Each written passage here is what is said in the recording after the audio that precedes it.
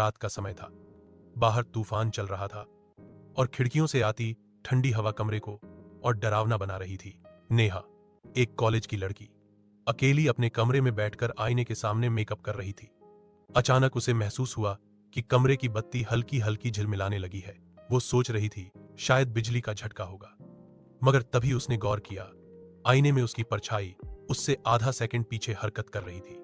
नेहा ने पलक झपकाई और परछाई ने भी झपकाई, लेकिन जरा देर से दिल की धड़कन तेज होने लगी। उसने घबराकर कहा, यह क्या हो रहा है?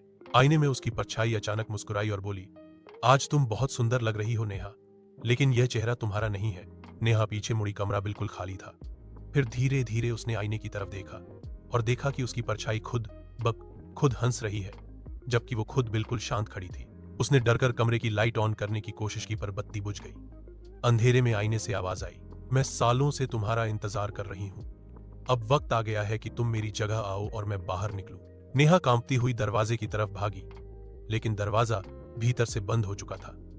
उसने खिड़की खोलने की कोशिश की, मगर बाहर तूफान और बिजली की चमक थी। आईना धीरे धीरे धुंधला होने लगा और उसमें से एक दूसरा चेहरा निकलने लगा, बिल्कुल नेहा जैसा, लेकिन आंखें काली और मुस्कान खौफनाक। वो चेहरा आईने से बाहर आया और नेहा का हाथ पकड़ लिया।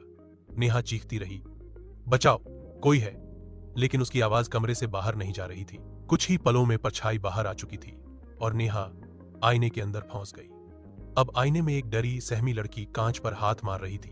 वो नेहा थी, बाहर वही दूसरा चेहरा।